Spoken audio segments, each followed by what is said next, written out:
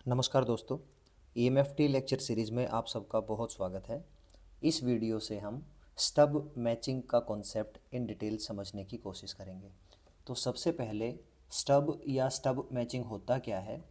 Actual में कोई भी एक ट्रांसमिशन लाइन है, अगर उसका लोड या तो शॉर्ट सर्किट हो या उस ट्रांसमिशन लाइन का लोड ओपन सर्किट हो, तो ऐसी ट्रांसमिशन लाइन को हम स्टब कहते हैं।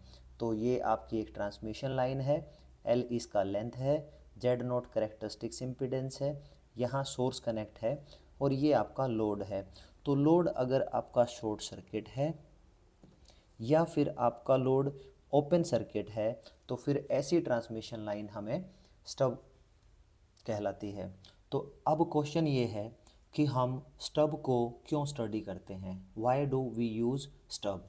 तो ये पूरा एक ट्रांसमिशन लाइन है, Z naught characteristics impedance, Z L load impedance और एल इस ट्रांसमिशन लाइन की लेंथ है। हमें पता है पिछले कुछ वीडियोस में कि जो लोड इम्पीडेंस है, अगर वो characteristics impedance of transmission line के बराबर नहीं है, तो डेफिनेटली ऐसी ट्रांसमिशन लाइन में जो सिग्नल इनकमिंग सिग्नल होगा टुवर्ड्स द लोड, उसका कुछ पार्ट रिफ्लेक्ट होके वापस सोर्स एंड की तरफ चला जाएगा और वो जो रिफ्लेक्टेड सिग्नल है उसकी वजह से ट्रांसमिशन लाइन में लॉसेज होंगे। तो जो लॉसेज हैं उसको टेक्निकल पैरामीटर रिफ्लेक्शन कोफिशिएंट से हम रिप्रेजेंट करते हैं। तो जो रिफ्लेक्शन है उसकी वजह से लॉस होगा। तो अगर जेड एल जेड नोट के बराबर नहीं है तो रिफ्लेक्शन कोफिशिएंट की वैल्यू जीरो से बड़ी हो जाएगी, और अगर ये जीरो से बड़ी है तो उस केस में बच्चों जो आपका सोर्स है जहाँ से सिग्नल की पावर ट्रांसफ़र होके लोड की तरफ जाना चाहती है, फिर उस लोड पे मैक्सिमम पावर ट्रांसफ़र नहीं होगी।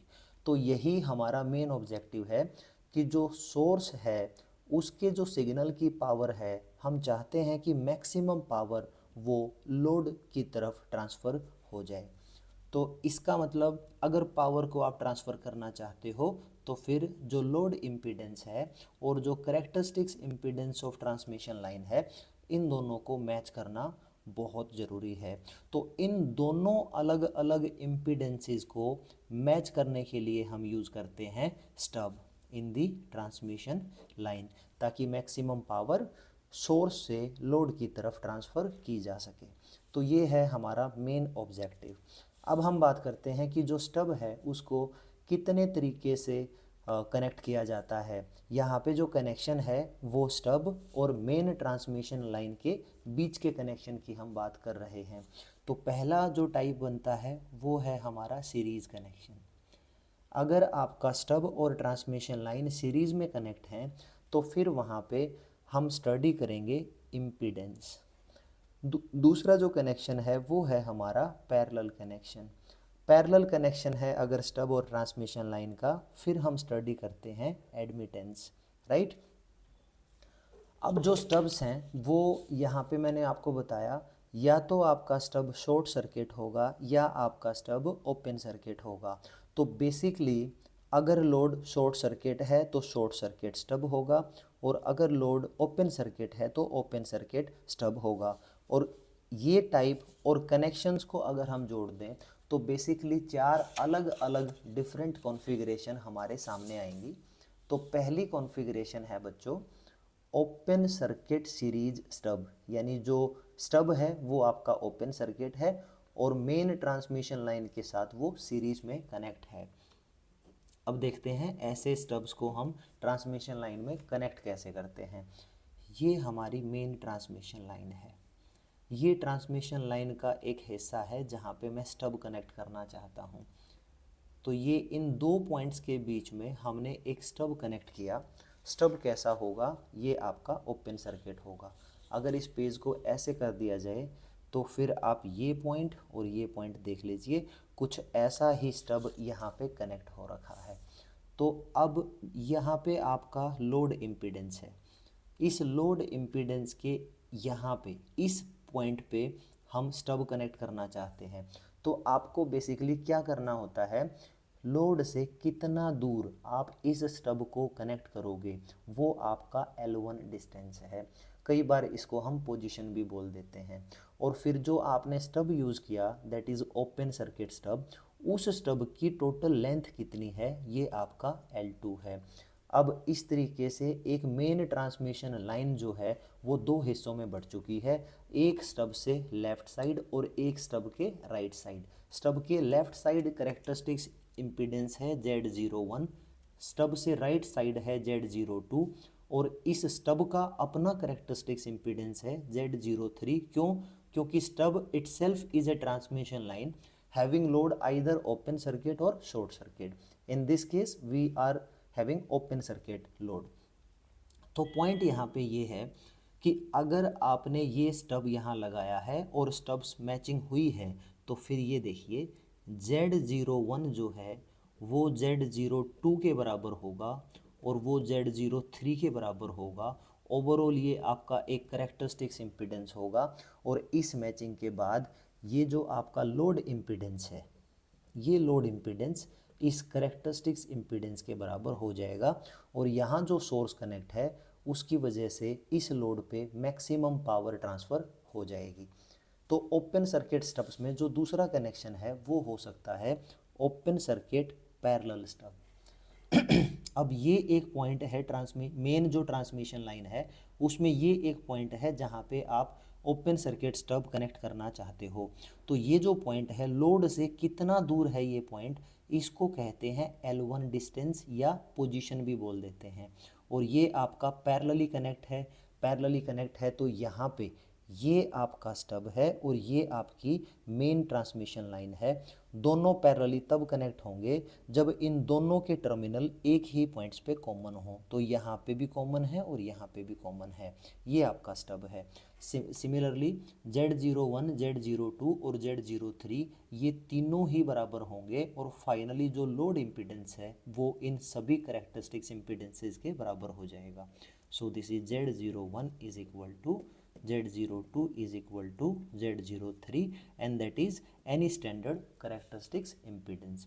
Finally after matching आपका जो ZL है वो हमेशा Z0 के ही बराबर होगा और इस स्टब मैचिंग से मैक्सिमम पावर आपकी ट्रांसफ़र हो जाएगी। अब हम बात करते हैं अगर आपका स्टब शॉर्ट सर्किट है तो वो भी दो तरीके से कनेक्ट हो सकता है, एक आपका शॉर्ट सर्किट सीरीज स्टब और दूसरा होगा शॉर्ट सर्किट पैरेलल स्टब। तो सीरीज स्टब जैसा यहाँ पे आपको बताया था ये ओपन सर्किट स्टब था, अगर मैं इसके लोड पॉइंट को शॉर्ट कर दूँ तो फिर ये आपका ऐसी कॉन्फ़िगरेशन बन जाएगी।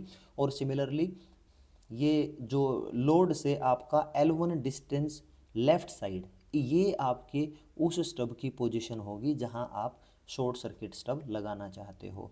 तो आपको आगे चल के न्यूमेरिकल्स में ये डिस्टेंस भी निकालना होता है और जो स्टब है उसकी अपने आप कितनी लेंथ है दैट इज़ L2 ये भी आपको निकालना होता है। तो अगर मैचिंग परफेक्टली होती है तो इस तरीके से तो आपका सीरीज स्टब होगा। सीरीज़ का मतलब होता है कोई भी अलग अलग कनेक्शन हैं अगर वो सीरीज़ में हैं तो फिर उन सभी एलिमेंट्स या कनेक्शंस में सेम करंट रहता है। तो इस तरीके से सेम करंट रहेगा तो ये आपका हो जाएगा। और फाइनली क्या होगा इससे ZL जो होगा वो Z0 के बराबर होगा। और यहाँ पे ये जो इस स्टब से लेफ़्ट साइड और राइट साइड जो मेन ट्रांसमिशन लाइन के करेक्टरिस्टिक्स इम्पीडेंसेस थे वो और इस स्टब का खुद का जो करेक्टरिस्टिक्स इम्पीडेंस था वो सब वैल्यू सेम होंगी। तो Z01 equal to Z02 is equal to Z03 and these three values must have some standard value that is Z0। इस तरीके से आपकी जो मैक्सिमम पावर है वो सोर्स से लोड की तरफ ट्रांसफ़र हो जाएगी। लास्ट है बच्चों शॉर्ट सर्किट पैरेलल स्टब। इसी तरीके से यहाँ पे हमने इसी स्टब का शॉर्ट सर्किट स्टब लिया है, पैरेलली हमने कनेक्ट किया है। टर्मिनोलॉजी है लोड से ये स्टब मेन ट्रांसमिशन लाइन के किस पार्ट पे किस पोजीशन पे कनेक्ट है, तो इस L1 डिस्टेंस को टेक्निकली हम पोजीशन भी बोल देते हैं। और ये जो L2 है ये जो स्टब आपने यूज़ किया है उस स्टब की लेंथ कितनी है। तो ये आपकी मेनली 4 अलग अलग कॉन्फ़िगरेशन होंगी। अब आपको आगे जो इम्पोर्टेंट पॉइंट है वो मैं बताता हूँ जो आपका शॉर्ट सर्किट स्टब है वो स्टब आप बहुत अच्छा मानते हो as compare to open circuit stub. Reason क्या है?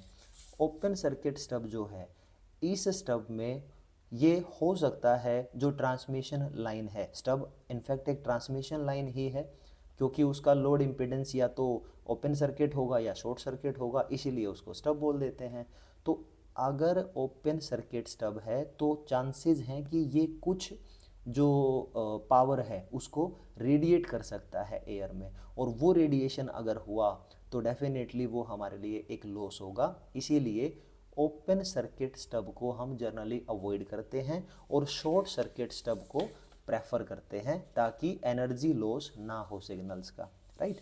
तो अब हम आगे चल के बात करेंगे कि जो आपके स्टब हैं, बाय डिफ़ॉल्ट अब स्टब हमने कौन सा कंसिडर किया? शॉर्ट सर्किट, और पैरेलली जो कनेक्ट होता है उसको हम नॉर्मली कंसिडर करते हैं। तो इस केस में एक कॉन्फ़िगरेशन पढ़ने को मिलेगी सिंगल स्टब, दूसरी मिलेगी डबल स्टब। सिंगल स्टब यानी एक मेन ट्रांसमिशन लाइन में अगर आपने एक सिंगल स्टब लिया है और पैरेलली कनेक्ट किया है तो वो आपकी ये कॉन्फ़िगरेशन है। लेकिन कई बार क्या होता है, सिंगल स्टब यूज़ करने से कुछ आपके ड्रॉबैक होते हैं। कोई भी सोर्स अगर वो सिंगल फ्रीक्वेंसी पे सिग्नल जनरेट करता है तो सिंगल स्टब ठीक है, लेकिन अगर आपके सोर्स एंड में मल्टीपल फ्रीक्वेंसी जनरेट होती हैं तो फिर आप सिंगल स्टब की बजाय डबल स्टब का यूज़ करते हो। और डबल स्टब क्या है? इस मेन ट्रांसमिशन लाइन में इन पोजीशंस पे तो मैंने पहला स्टब कनेक्ट कर दिया और इस पोजीशन पे मैंने दूसरा स्टब कनेक्ट कर दिया। तो बच्चों इस वीडियो में मैंने आपको बताया है कि स्टब होता क्या है, स्टब मैचिंग क्या होती है और इसको हम क्यों यूज़ करते हैं। So this is the end of the video. Thank you so much for watching this video.